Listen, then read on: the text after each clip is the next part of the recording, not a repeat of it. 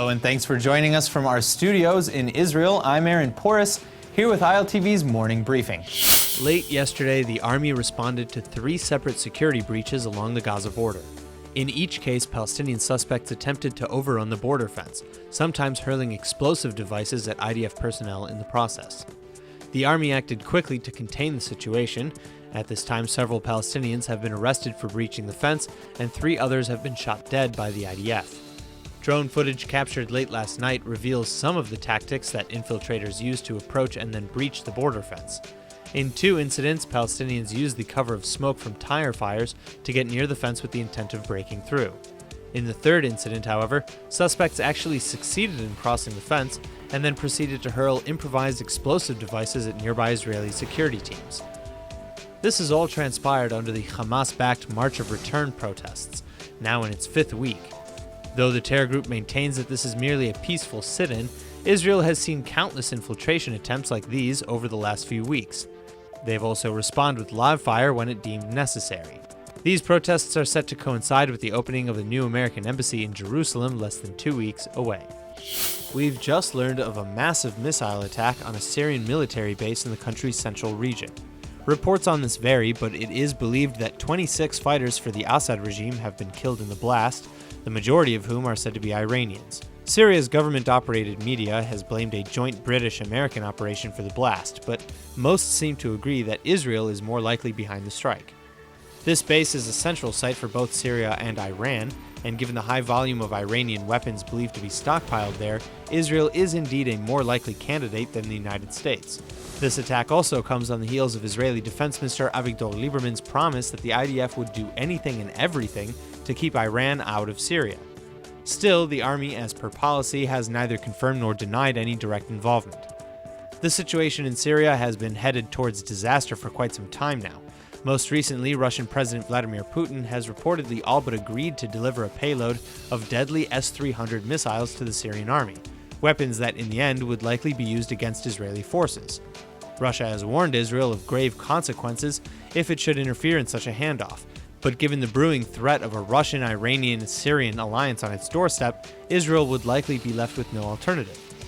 Meanwhile, United States President Donald Trump has pledged to pull out all remaining American forces in Syria. This, coupled with the possible fallout should America pull out of the Iranian nuclear deal, means Israel is likely bracing for impact. Freshly sworn-in head of state Mike Pompeo has just met with Prime Minister Netanyahu here in Israel, one leg of a whirlwind Middle East trip. With the deadline less than 2 weeks away to either renew the nuclear deal with Iran or walk away from it altogether, the 2 leaders had a lot to discuss in preparation for either of those scenarios. All eyes are on President Trump as this deadline approaches. Though Pompeo and Netanyahu share Trump's criticisms of the deal, leaders around the world see it as the only viable way to slow Iran's quest for nuclear weapons. Trump infamously campaigned on his promise to either fix or nix the deal. French President Macron actually visited the White House to try and convince Trump that the deal had merits, but came away believing that the American president would likely withdraw from it, mostly to appease his voter base anyway. Regardless, the house of cards that is the Middle East is a very fragile thing. Pulling the plug on the deal now would likely kick off a domino effect that would not be undone. For this reason, Iran would presumably refuse any renegotiations. Many believe that if the deal indeed collapses, Iran will simply pick up where it left off before the deal and resume amassing the stockpile needed to develop nukes. After meeting with Pompeo, Netanyahu received a phone call from Trump to discuss the potential hurdles on the horizon as well, and some wonder if the talk was more of a heads-up to say that a big change is on the way.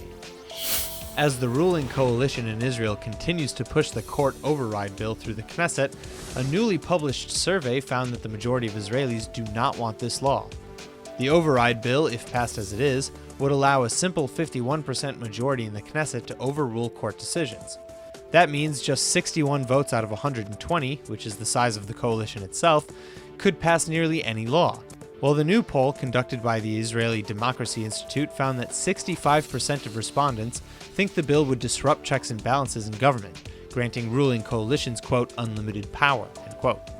59% think that the law would raise the risk of political corruption, and just 28% thought the bill would be in the best interest of the state. Discussions regarding revisions of the bill, over things like how many votes would be required to supersede the court, are now bouncing back and forth. But with supporters of the clause vowing staunch support, it looks like any opposition might be overruled. Ahead of new United States Secretary of State Pompeo's Riyadh visit, Saudi Crown Prince Mohammed bin Salman reportedly met with Jewish leaders in New York last month. Further, according to an Israeli Channel 10 report, Salman laid heavy criticisms of the Palestinians, saying that, quote, "For the past 40 years, the Palestinian leadership has missed opportunities again and again and rejected all the offers it was given. It's about time the Palestinians accept the offers and agree to come to the negotiating table, or they should shut up and stop complaining," end quote. While Saudi Arabia has spent hundreds of millions of dollars in aid to the Palestinians over the years, many reports have recently come to light alleging rising Saudi pressures on PA President Abbas to negotiate. Prince Salman, sounding frustrated by the ongoing conflict, pointed to Iran as a much bigger fish, saying, quote, "The Palestinian issue is not at the top of the Saudi government's agenda." Finally, while the prince's meeting does point to potentially strengthening ties between Israel and the Saudi kingdom, the Palestinian issue does ultimately remain in the way. The prince reiterated before the end that there needs to be significant progress towards a peace agreement between the Palestinians and Israelis before Saudi Arabia or the rest of the Arab world and Israel can cooperate publicly. That's all for now. I'm Aaron Porras, and see you later with our main daily broadcast from Israel at 2 p.m. Eastern Time.